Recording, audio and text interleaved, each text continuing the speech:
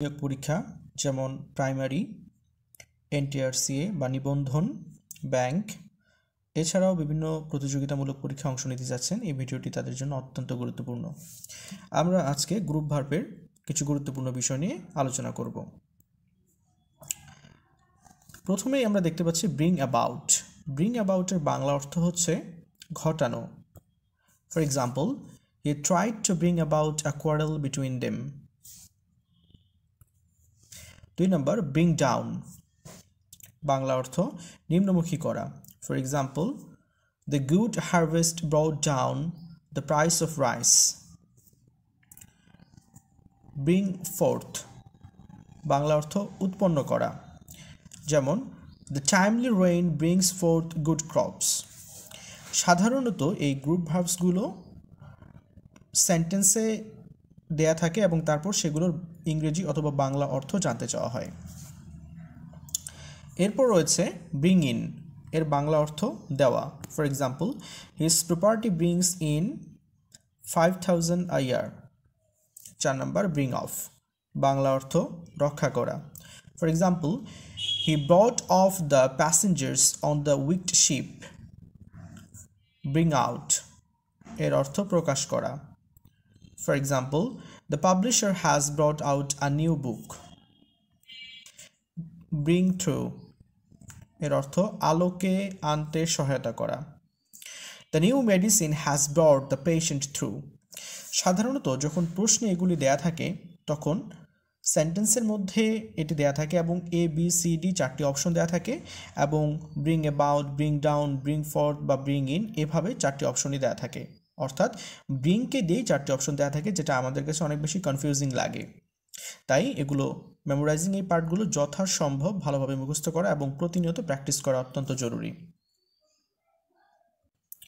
এরপর যে গ্রুপ ভার্বটি নিয়ে আমরা কথা বলবো সেটা হচ্ছে বার্স্ট। পরীক্ষায় অনেক বেশি পরিমাণে আসে এবং আমাদেরকে অনেক বেশি পরিমাণে কনফিউজড করে দেয়। ফর এক্সাম্পল, বার্স্ট ইনটো এর বাংলা অর্থ হচ্ছে আকস্মিকভাবে আবেগ প্রকাশ করা। অনেক সময় এটি আমরা যদি বলি যে কান্নায় ভেঙে পড়া অর্থ প্রকাশের জন্য ব্যবহৃত হয়ে থাকে। For example, she burst into tears to see her dead son. burst out Bangla অর্থ হঠাৎ ফেটে পড়া, এটা সাধারণত হাসিতে ফেটে পড়া অর্থে ব্যবহৃত হয়ে থাকে। For example, he burst out laughing, সে হাসিতে ফেটে পড়ল। এরপর কল নিয়ে আমরা আলোচনা করব, অর্থাৎ খুবই গুরুত্বপূর্ণ একটি গ্রুপ ভার্বস এবং কম্পিটিটিভ এক্সামে অনেকবার এসেছে এবং বিভিন্ন পরীক্ষায়। প্রথমে রয়েছে কল অ্যাট, এর বাংলা অর্থ হচ্ছে কোনো জায়গায় যাওয়া। For example, he called at my office yesterday. Call for Bangla অর্থ চাওয়া। For example, he called for an explanation from me. Call forth Bangla অর্থ কাজে লাগানো। You have to call forth all your energy in the ensuing examination.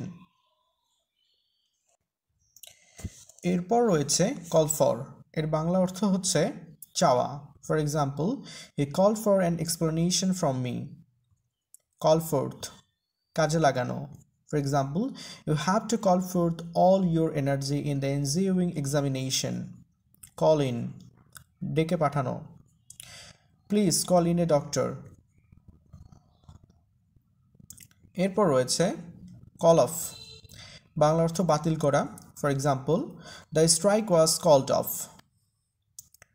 এরপর call on বা call upon, Bangla অর্থ সাক্ষাৎ করা। For example, he called on me at my office.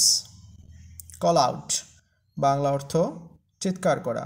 For example, he called out for help. Call over Bangla অর্থ ডেকে পড়া। For example, the teacher called over the names of his pupils in the class. Call up Bangla অর্থ স্মরণ করা। For example, I can't call up your name.